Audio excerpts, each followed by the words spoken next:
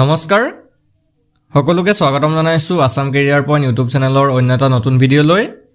আজিৰ এই ভিডিঅ'টোত আমি আপোনালোকৰ অহা 4 জানুৱাৰী তাৰিখে অনুষ্ঠিত হ'ব লগা এপিএসসি গ্ৰেড 4 পৰীক্ষাৰ বাবে সহায়ক হোৱাকৈ গণিতৰ আৰু এটা নতুন ক্লাছ লৈ আহিছো তো এই ক্লাছটোত আমি কিছুমান ইম্পৰ্টেন্ট ফৰ্মুলা আৰু লগতে কিছুমান ট্ৰিক্সৰ সহায়ত আপোনালোকক কোৱেশ্যনখিনি কৰাই দিম যাতে এক্সামত গৈ খুব কম সময়ৰ ভিতৰতে এনে ধৰণৰ কোৱেশ্যনবোৰ সলভ কৰি থাকিব পাৰে আৰু এটা কথা জনাই থওঁ আমি তো যদি আপোনালোকে এই কেইদিনত এপিএসসি গ্ৰেড 4 ৰ কমপ্লিট সিলেবাসটো আপোনালোকে কভাৰ কৰিব বিচাৰে তেতিয়াহ'লে আমি কিছুমান পিডিএফ বনাইছো সেইখিনি পিডিএফ লৈ পিনে আপোনালোকে ভালদৰে পঢ়ি থাকিব পাৰিব তো পিডিএফ খিনি যদি আপোনালোকৰ লাগে এই নম্বৰটোত আমাক WhatsAppত মেছেজ কৰিব 8133840965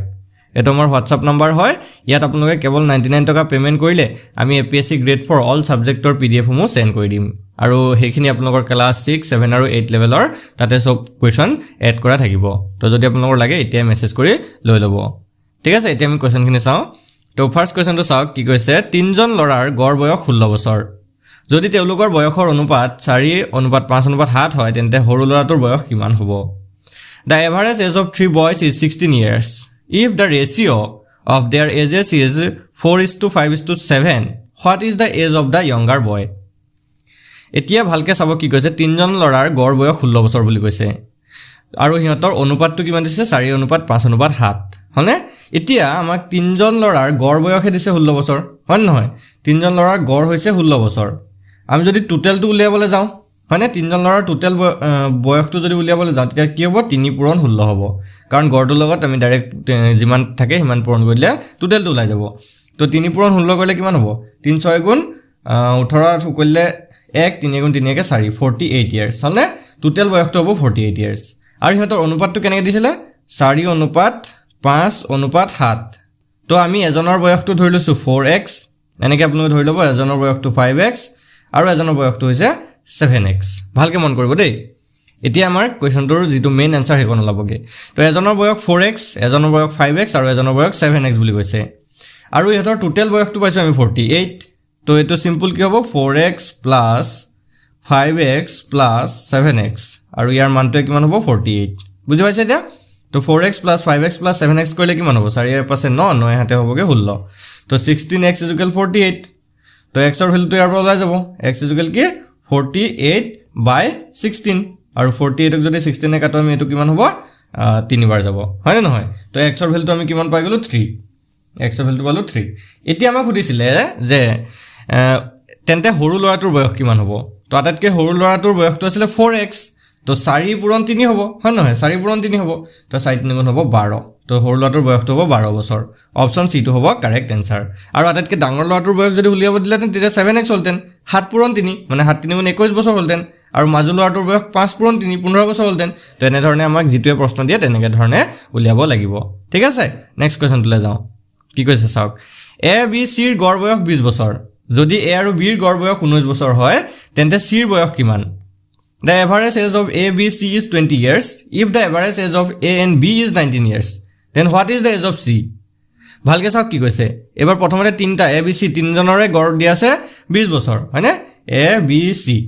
ইহঁতৰ গড়টো দিছে কিমান 20 তো ইহঁতৰ যদি আমি টোটাল উলিয়াবলৈ যাওঁ তিনটাৰে A, B, C ৰে যদি টোটালটো উলিয়াবলৈ যাওঁ তেতিয়া কিমান হ'ব 20 পূৰণ 3 হ'ব হয় নহয় 20 পূৰণ 3 যদি আমি কৰো তেতিয়া কিমান হ'ব 60 বছৰ ঠিক আছে A, B, C ৰ টোটালটো হ'ব 60 বছৰ আকৌ A আৰু B ৰ এক্সট্ৰাকে দি থৈছে A আৰু B ৰ গড় বয়সটো হৈছে 19 বছৰ A আৰু B কিমান হৈছে গড় বয়সটো 19 বছৰ তেতিয়া টোটালটো যদি উলিয়াবলৈ যাওঁ A আৰু B ৰ টোটালটো যদি উলিয়াবলৈ যাওঁ কিমান হ'ব তো 19 পূৰণ 2 আৰু 19 পূৰণ 2 যদি কৰো আমি কিমান হ'ব 38 হল এতিয়া ভালকে মন কৰিব A আৰু B ৰ মুঠ বয়স হৈছে 38 বছৰ A, B আৰু C ৰ টোটাল বয়সটো হৈছে 60 বছৰ ভালকে মন কৰিছেন নাই A আৰু B ৰ হৈছে 38 বছৰ আৰু A, B আৰু C তিনটা মিলি হৈছে 60 বছৰ তো সিম্পল 60 ৰ পৰা 38 বিয়োগ কৰিলে নলাব জানো C ৰ বয়সটো তো সিম্পল 60 ৰ পৰা 38 টো বিয়োগ কৰিলক C ৰ বয়সটো ওলাই যাব হল তো এটো 38 যদি বিয়োগ কৰে 10 ৰ 8 গল থাকিল 2 এফাল থাকিলে 5 ৰ 3 গল থাকিল 2 22 বছৰ হ'ব ঠিক আছে C ৰ বয়সটো কিমান বছৰ হ'ব 22 বছৰ অপচন ইয়াৰে C টো হ'ব কাৰেক্ট আনসাৰ ঠিক আছে অপচন C টো হৈ গল শুদ্ধ উত্তৰ তে নেক্সট কোৱেশ্যনলৈ যাব পাৰো নেক্সটটো চাওক প্ৰথম 31টা স্বাভাৱিক সংখ্যাৰ গড় কিমান প্ৰথম 31টা স্বাভাৱিক সংখ্যাৰ গড় সুধিছে what is the average value of first 31 ন্যাচাৰাল নাম্বাৰস তো এতিয়া প্ৰথম 31টা প্ৰথম 20টা প্ৰথম 50টা এনেকুৱা যদি স্বাভাৱিক সংখ্যাৰ গড় আমাক সোধে তাৰ কাৰণে এটা সিম্পল সূত্ৰ আপোনালোকে মনত ৰাখিব সূত্ৰটো হৈছে n + 1 / 2 ঠিক আছে এই সূত্ৰটো মনত ৰাখি দিব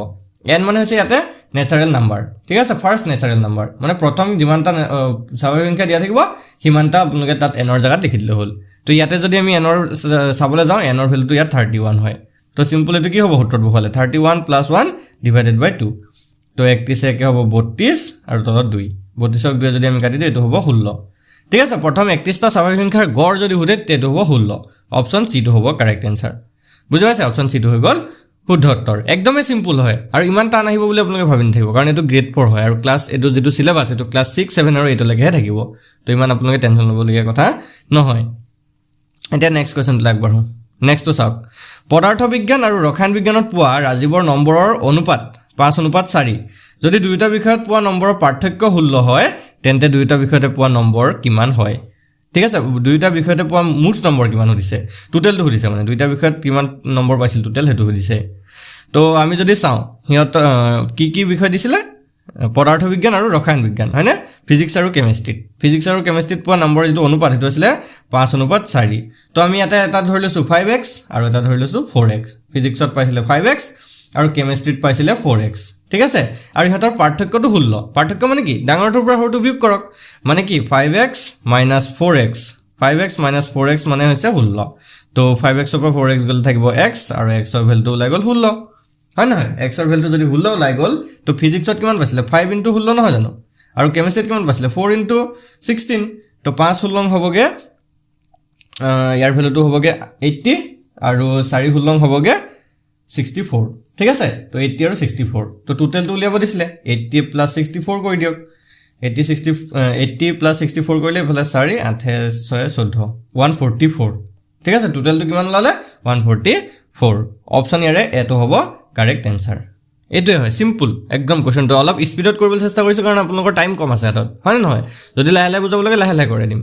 ঠিক আছে এইবিলাক একদম সিম্পল হয় আগৰ ক্লাছত আমি কৰি আইছো অলৰেডি জাস্ট আপোনালোকে এতিয়া এক্সামৰ আগত এবাৰ ৰিভাইজ কৰিলে হৈ যাব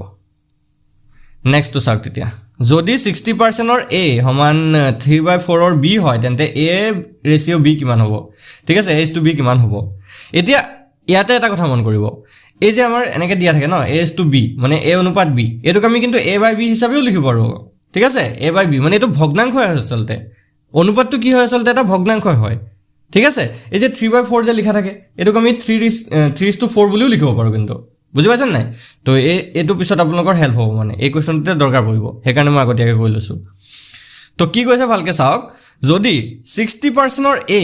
ঠিক আছে 60% ৰ a সমান কি কৈছে 3/4 ৰ b দি থৈছে তেতিয়া হলে আমাৰ a to b কিমান হ'ব উলিয়াব লাগে বা a/b কিমান হ'ব উলিয়াব লাগে ঠিক আছে a/b কিমান হ'ব সো 60% যদি আমি অতৰাও মানে পার্সেন্টটো যদি আমি ভগ্নাংশলৈ লৈ যাওঁ তেতিয়া কি হ'ব তে ওপৰত 60 হ'ব তলত 100 ইনটু a থাকিলে আৰু এফালে যদি 3/4 টোৰ লগত b কৰো এটো হ'ব 3/4 ইনটু b হল এতিয়া আমি যদি ইয়াত কাটি দিও শূন্য এটা কাটিলে 2 কাটিলে 2 3 গুণ 6 2 5 গুণ 10 ইয়াত থাকিলে 3/5a হয়নে আৰু ইয়াত থাকিলে 3/4b এটা b টো যদি আমি এফালে লওঁ তেতিয়া কি হ'ব a/b হয়নে নহয় আৰু এফালে যদি আমি গুছি যাওঁ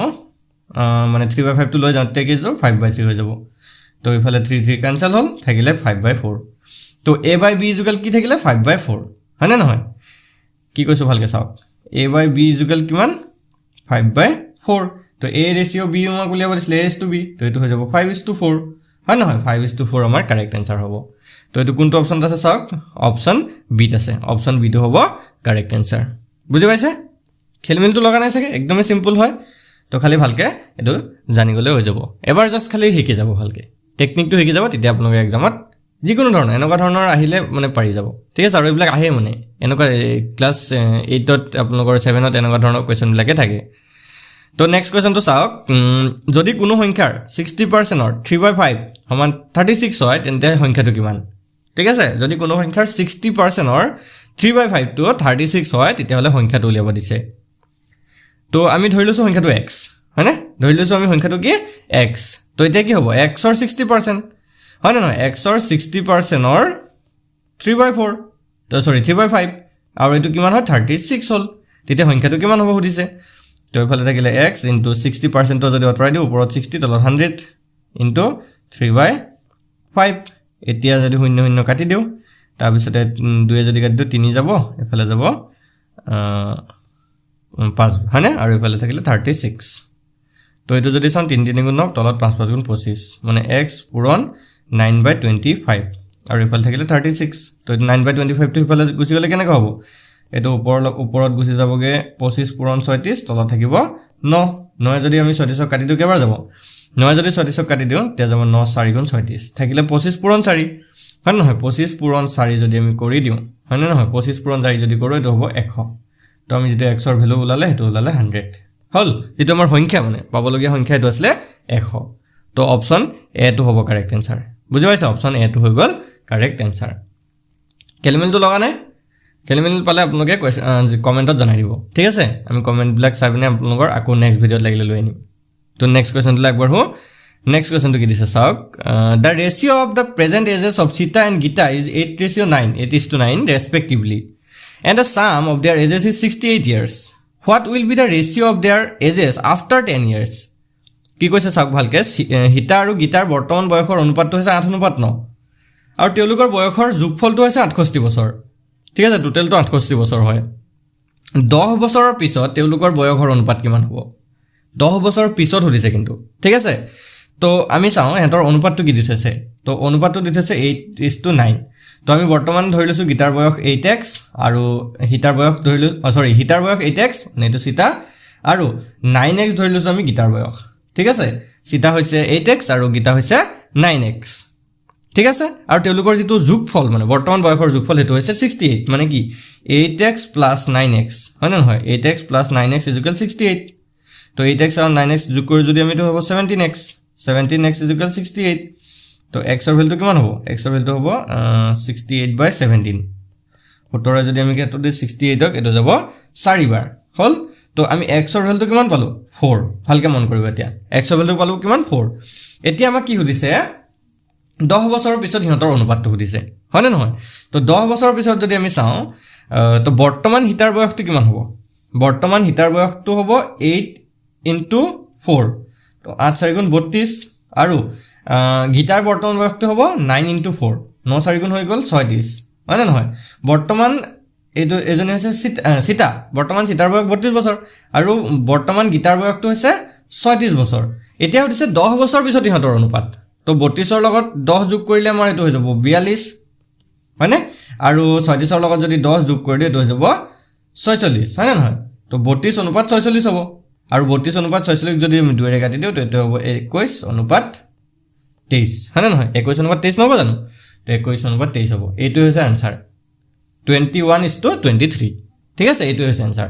তো এতিয়া চাওকচোন আছান না 21:23 অপচন ডি আছে অপচন ডি টো হৈ যাব কারেক্ট आंसर বুজি পাইছে সাকে এতিয়া আমি সিম্পল প্ৰথমতে আমি x ৰ ভ্যালুটো উলিয়াই ললো x ৰ ভ্যালু উলোৱাৰ পিছত আমাৰ গীতা আৰু হিতাৰ বয়সটা ওলাই গল সেপাৰেটলি হিতাৰ বয়স পালো আমি 32 বছৰ আৰু গীতাৰ বয়স পালো 36 বছৰ এতিয়া সুধিছিল যে 10 বছৰ পিছত হিহঁতৰ বয়সৰ অনুপাতটো সো 10 10 যোগ কৰিলো দুইটাতে 32 ৰ লগত 10 যোগ কৰিলো 42 আৰু 36 ৰ লগত 10 যোগ কৰিলো 46 এতিয়া 42:46 এ অনুপাত হ'ব আৰু যদি হিহঁতক আমি লঘিষ্ঠ আকাৰলৈ লওঁ তেতিয়া হৈ যাব 21 মানে 21:23 হৈ গল সিম্পল কোৱেশ্চন এটো তো এইখিনি আজি আমি চালো তো যদি আপোনালোকৰ কোৱেশ্চনখিনি ভাল লাগি থাকে ভিডিওটো লাইক কৰি দিব আৰু চেনেলটো সাবস্ক্ৰাইব কৰি ল'ব আৰু ডেইলি আপোনালোকে এতিয়া ভিডিও পাই থাকিব আৰু যদি আপোনালোকৰ পিডিএফ খিনি লাগে তো আমাক মেছেজ কৰিব 8133840965 এটো আমাৰ নাম্বাৰ হয় ইয়াত কেৱল 99 টকা এটা পেমেন্ট কৰি পিনে আপোনালোকে স্ক্ৰিনশ্বটটো WhatsAppত পঠাই দিলে আমি APSC গ্ৰেড 4 ৰ অল সাবজেক্টৰ পিডিএফ আপোনালোকক সেন্ড কৰি দিম ধন্যবাদ